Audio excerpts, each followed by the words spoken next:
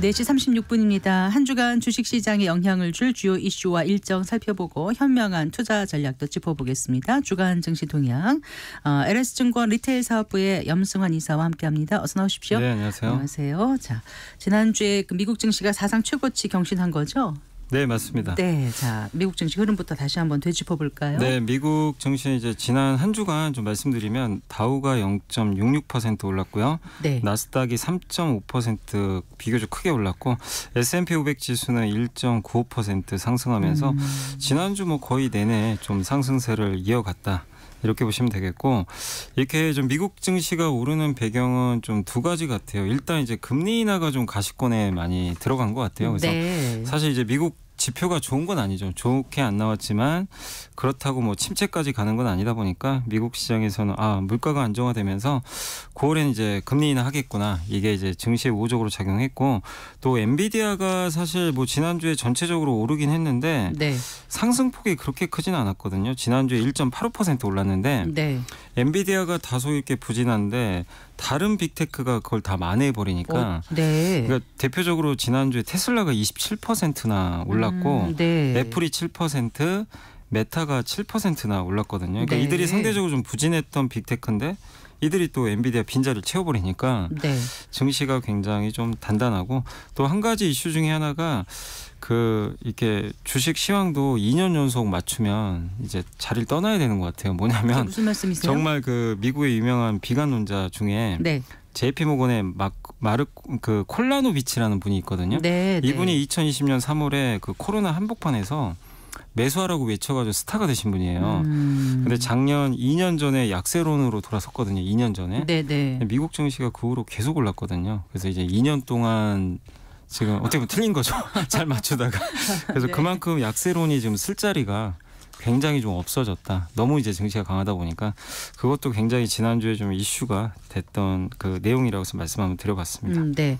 자, 그 지난주 금요일에 발표된 그 미국 고용 시장의 그 둔화세가 이게 이제 증시에 긍정적인 영향을 미친 거잖아요. 네네. 근데 이제 이번 주에도 또 그 소비자 물가 지수하고 생산자 물가 지수가 발표되는 거 아닙니까? 네네. 네, 이게 어떻게 나오느냐에 따라서 또 주식의 그 시장에 좀 영향을 미치지 않을까 싶은데요. 네, 일단 이제 미국의 고용 지표나 지난주에 뭐 ISM, 서비스업, 제조업 다 네. 조금 이제 그 금리 인하를 이제 예고하는 듯한 이제 모습으로 나왔거든요. 특히 이제 고용을 제일 중요하게 생각하잖아요, 연준 의장이.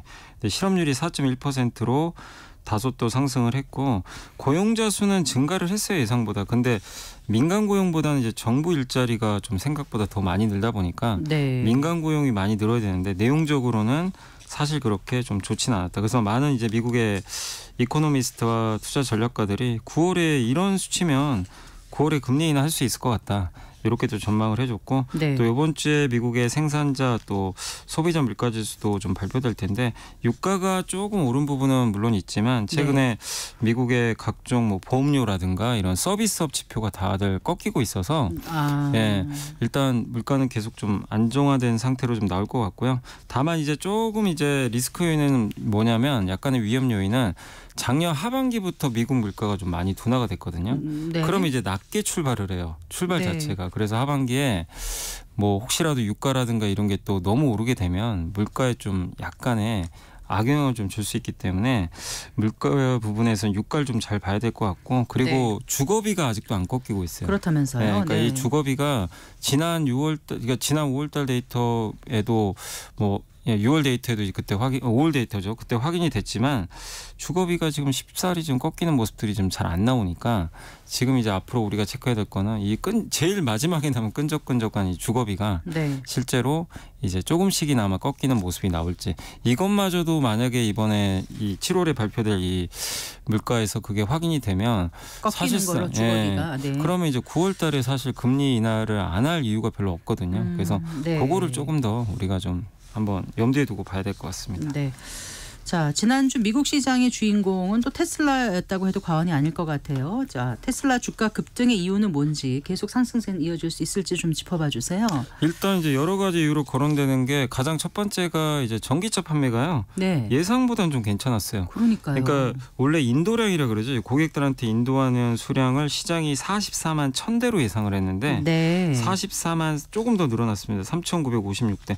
이게 큰 차이는 아닌 것 같지만 시장의 기대감이 워낙 크질 않았던 상황에서 조금이라도 잘 나오니까 시장의 반응이 좀 굉장히 뜨거웠다. 이렇게 보시면 되겠고, 그 다음에 또 한 가지가 에너지 저장 장치라고 뭐 태양광 같은 거를 이제 우리가 전력을 이렇게 태양광을 통해서 받았을 때 네. 그거를 바로 쓰기보다는 또 일정 부분 저장을 하거든요. 그걸 저장하는 거를 우리가 ESS 네. 대용량 저장 장치인데 네. 사실상 이제 미국에서 테슬라가 거의 1등 기업이에요. 요것도 굉장히 많이 하고 있는데 요거 출하량이 또 급격하게 또 증가했다. 한 157%나 증가를 하면서, 그러니까 전기차도 괜찮아진 가운데 이 ESS 대용량 저장 장치까지도 판매가 좀 잘 되면서 드디어 좀 테슬라가 뭔가 좀 기대할 만한 게 좀 생겼다, 펀더멘털적으로. 네. 그게 있었고, 또 한 가지 뭐냐면요. 이건 이제 정치적인 이슈인데 일론 머스크가 이제 아무래도 이제 이 트럼프 전 대통령하고 만약에 됐을 때 정책 자문이 될 거라는 얘기가 좀 계속 나오고 있어요. 예전에 한번 비즈니스 네. 자문을 한 적이 있거든요. 네, 네. 예전에 그 트럼프 전 대통령의 시절에 초창기에 그걸 했다가 트럼프 전 대통령, 그러니까 트럼프 행정부가 당시에 파리 기후협약 탈퇴하고 나서 네. 일론 머스크가 이제 갈라서 버렸어요.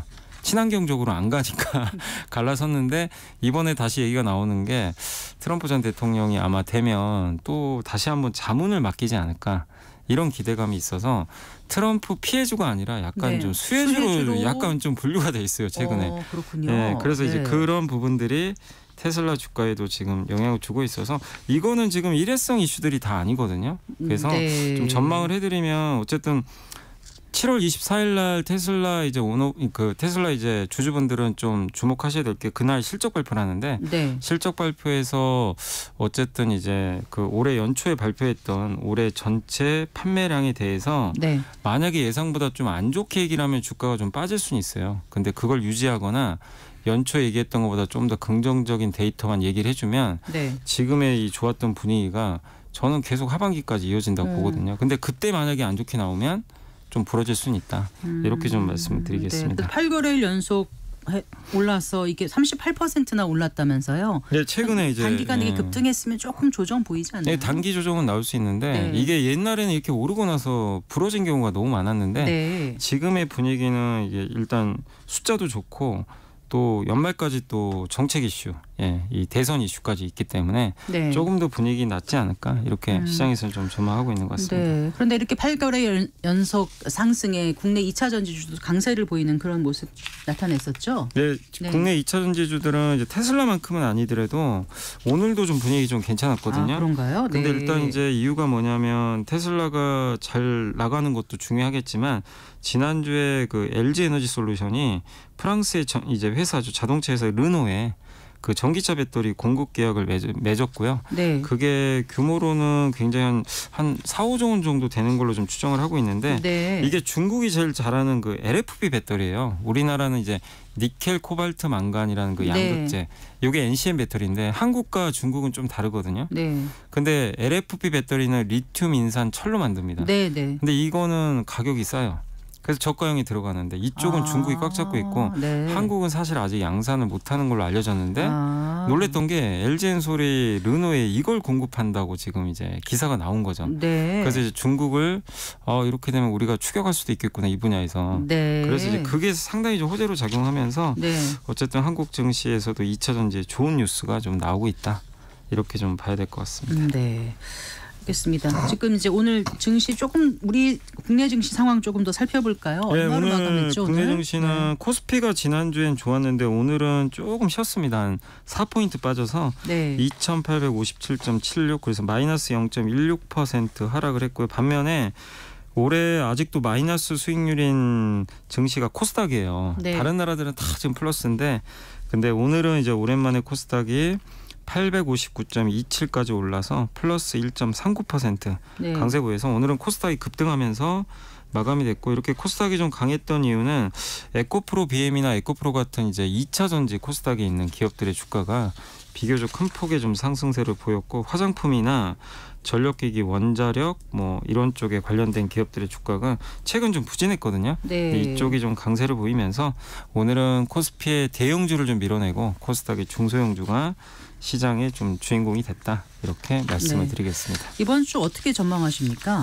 이번 주도 지금 뭐 뚜렷하게 뭐 이렇게 악재가 나올 만한 건 없고요. 엔비디아가 조금 쉬곤 있어요. 그래서 엔비디아가 약간 쉬고 있기 때문에 하이닉스는 좀 부진하지만 네. 삼성전자에 대한 전망이 상당히 지금 다들 좀 좋게 나오고 있기 때문에 삼성전자가 오늘도 올랐거든요. 그래서 네, 네. 뒤를 받쳐주고 2차 전지가 뒤늦게 지금 동참하고 거기에 금리 인하 기대감 높아지니까 바이오가 또 뒤를 또 받쳐줍니다. 그렇더라고요. 그래서 코스피가 지난주에 올해 최고치 넘겼잖아요. 그래서 네. 강세장 분위기는 뭐 특별히 뭐 미국만 망가지는 모습만 아니라면 이번 주도 국내 증시 좋은 분위기 계속 좀 이어지지 않을까라고 생각은 하고 있습니다. 네. 그 삼성전자 오늘은 많이 지수가 많이 오른 건 아니죠. 네, 오늘은 살짝. 코스피는 빠졌는데 네. 삼성전자 조금 올랐습니다. 네. 그 2분기 실적 어닝 서프라이즈 보였지 않습니까? 삼성전자 오늘 또 뭐 노조원들 파업 들어갔다고 하는데 네. 전반적으로 어떻게 보시는지 조금 더 깊이 예, 말씀해 주신다면. 지난번에도 파업이 있었고 오늘 좀 파업이 있었는데 일단 주가에는 큰 영향을 좀 주진 않았던 것 같고요. 네. 지난주 일단 실적이 발표됐는데 매출액이 74조 원, 영업이익은 10.4조 원을 기록하면서 일단 전 분기 대비로 영업이익이 57.3% 증가했는데 원래 시장 예상은 8.3조 원 정도 예상했으니까 네. 2조 원이 더 잘 나왔다라고 네. 말씀드리고 싶고 그 배경은 반도체 가격이 올라가니까 이 반도체를 이제 재고를 좀 쌓아놓거든요. 근데 이 재고가 가격이 올라가니까 평가 이익으로 잡히게 된 거죠. 네. 그래서 그게 좀 있었고 삼성전자의 좀 아픈 손가락이라고 하긴 좀 그렇지만 파운드리 비메모리가 적자가 그동안 좀 많았는데 네. 네. 이번에 애널리스트들이 추정하기로는 좀 파운드리나 그러니까 비메모리 쪽이 적자가 좀 많이 줄어든 것 같다. 아. 이게 좀 고무적이었던 것 같아요. 네. 그래서 네. 예, 2분기 실적은 확실하게 나오는 건 이번 달 말에 확정 실적 발표하면서 이제 설명을 하거든요. 근데 그때 돼봐야 좀 더 명확하게 알 수 있지만 일단 이제 추정하기로는 메모리 좋아지고 비메모리가 적자가 줄면서 내용적으로도 좀 좋았고 근데 이제 관건은 그거죠. 엔비디아에 네. 공급을 할 수 있느냐. 그래서 지금 목표는 8월로 좀 예상을 많이들 하더라고요. 8월에 네. 삼성전자가 엔비디아에 이제 도장을 좀 받는 거죠. 그것만 된다면 좀 마지막 어떻게 보면 리스크가 좀 해소가 되는 거거든요. 그래서 네. 이제 초미의 관심사는 7월이나 8월 중에 젠슨하게 이제 도장을 받는 거 네. 요걸 이제 많은 분들이 좀 기대를 하고 계신 것 같습니다. 네. 그래요. 그리고요. 조금 전에 바이오 말씀하셨지 않습니까? 네. 이제 그 지난주 금요일에 국내 증시에서 바이오주들이 아주 좋았습니다. 오늘은 어땠나요? 오늘도 분위기가 괜찮았습니다. 괜찮았나요? 물론 이제 네. 기업마다 달라요. 뭐 알테오젠 같이 많이 올랐던 게 일부 빠진 것도 있지만 네. 지난주부터 금리 인하 얘기가 이제 도니까 보통 이제 바이오주들 일단 보실 때 제일 중요한 게 금리가 올라가는 기조가 보이면 잘 안 가거든요. 근데 금리가 미국 금리도 10년물 국채 금리가 지난주에 4.2%까지 떨어지다 보니까 네. 그게 좀 우호적으로 일단 작용했고 또 거기다가 그 비만 치료제에 이어서 지난주에 알츠하이머 치료제가 FDA 네. 승인 또 받은 게 있습니다. 네. 그것도 우호적이었고 그 다음에 지난주에 특히 이제 그 생물보안법이라고 이제 미국인들의 생체 데이터가 중국에 넘어가니까 네. 그걸 이제 규제하자 그래서 중국의 그 바이오 위탁 생산 업체랑은 거래하지 말라는 그런 법안들이 네. 아직 네. 통과된 건 아닌데 통과될 예정이라는 네, 거죠. 통과 가능성이 높아지면서 또 지난주에 뭐 삼성바이오로직스도 좋았고 일부 우리나라에 이제 중국과 경쟁하는 업체들이 있거든요. 네. 그 기업들이 이제 주가가 한번 또 지난주 금요일 날 또 큰 폭으로 올랐고요. 네. 그다음에 이제 제일 주목하는 거는 이제 한 달밖에 안 남았는데 8월 22일까지 미국 FDA가 유한양행이 만든 그 폐암 치료제 있죠. 이게 이름이 렉라자라고 하거든요. 아, 네. 네, 요거랑 이제 얀센의 리브리반트 있어요. 요 두 개를 서로 이제 병용해서 그것도 폐암 치료제예요? 네, 그거 이제 같이 이제 하는 요게 아마 면역 항암제로 제가 알고 있는데 네, 네. 그러니까 렉라자가 폐암 치료제고 이 리브리반트랑 이제 같이 섞어서 병용요법으로 이제 그 환자들한테 환자들한테 하는 건데 이제 유한양행 기술 수출했어요. 존슨앤존슨에. 권리는 이제 그쪽에 갖고 있지만 네. 이게 이제 8월 22일까지 결론이 납니다. 그래서 요게 FDA 승인을 해주면 우리나라 바이오 역사에 또 한 획을 긋는 거죠. 그렇겠네요. 시장이 굉장히 크거든요. 꼭 기억해둬야겠네요. 8월 22일 예. 목요일입니다. 그래서 요거를 이제 많은 분들이 지금 기대를 좀 하고 있는 그런 상황입니다. 네. 그 보니까 올해 우리 상반기에 제일 많이 그 개인들이 샀던 주식이 뭐죠? 네이버입니다. 네이버라고 나오더라고요. 네. 그런데 네이버 사가지고 아주 손해 보신 분들 많잖아요. 네, 너무 지금 주가가 안 좋아가지고. 지난주 금요일엔 그래도 모처럼 좀 상승을 했는데 이제 주가 회복이 시작되는 걸지 아니면 좀 더 관망해 봐야 될지 어떻게 판단하세요? 근데 이제 나올 악재는 다 나온 것 같고요. 아, 이제 그래요? 최소연 네. 대표도 이번에 국회에서 네. 단기적으로는 어쨌든 그 야후, 라인 야후, 예, 네. 그 지분 매각 없다고 얘기를 했고, 얘기했죠. 물론 네. 중장기적으로는 좀 더 봐야 되겠지만 이슈가 조금 이제 가라앉았기 때문에 이 불확실성 조금은 해소된 것 같고 또 거기에 지난주 금요일 날 뭐 이것 때문에 올라간 건지 좀 봐야 되겠지만 그 한 외국계 증권사 이제 리포트에 그 이 테슬라의 로봇 기술 관련된 리포트인데 여기에 네이버가 대표적인 인간형 로봇 기술 제공자로 소개가 됐었대요. 아, 그래요? 그러니까 네이버가 네이버 랩스라는 이제 이 그 사업부가 또 있는 걸로 알려져 있는데 네. 여기서 이제 로봇 개발을 옛날부터 했다고 합니다. 그래서 이런 것들에 대한 이제 그 보고서가 이제 내용이 좀 잡혀 있었는데 뭐 물론 이것 때문에 올라간 건지 명확하게 제가 말씀드릴 수는 없겠지만 네이버의 로봇 기술이 다시 한번 또 재조명되면서 그동안 좀 악재만 좀 많았거든요. 네. 근데 모처럼 좀 긍정적인 뉴스들도 나오면서 이제는 조금 바닥은 다져가는데 다만 어쨌든 매출 성장을 좀 보여줘야 될 것 같아요. 하반기에. 그게 좀 나올 때까지는 조금 더 좀 상황을 지켜보시면 좋을 것 같습니다. 네. 그래도 미래 성장 동력이 좀 불투명하다 이런 얘기가 자꾸 나와서. 네, 그러니까 갖고 이제 계신 분들이 AI를 걱정을 뭔가 좀 하더라고요. 보여줘야 되는데 네. 그게 아직은 좀 보여준 게 없어서 조금 아쉬운 것 같습니다. 알겠습니다. 자, 이번 주 주요 일정 끝으로 좀 소개해 주실까요? 네, 그 이제 내일은 나토 정상회의가 열리게 되고요. 파웰 의장이 연준 의장이 그 상원에서 네. 증언이 있으니까 한번 참고하시면 되겠고 7월 10일은 삼성전자 폴더블폰 언팩 행사가 열리고요. 7월 11일은 미국의 6월 소비자 물가랑 한국은행 그 금통위가 열리니까 그러네요. 네, 금리 결정하니까 요 이벤트들 잘 주목하시면 또 좋을 것 같습니다. 네. 잘 들었습니다. 고맙습니다. 네, 감사합니다. 네, LS증권 리테일 사업부의 염승환 이사와 함께했습니다. 방금 전 4시 30분을 기해서 경북 상주시 이안교의 수위가 상승함에 따라 홍수 특보가 발령됐습니다. 경북 상주시 이안교 인근에 계신 주민들 안전에 각별히 좀 유의하셔야 될 것 같아요.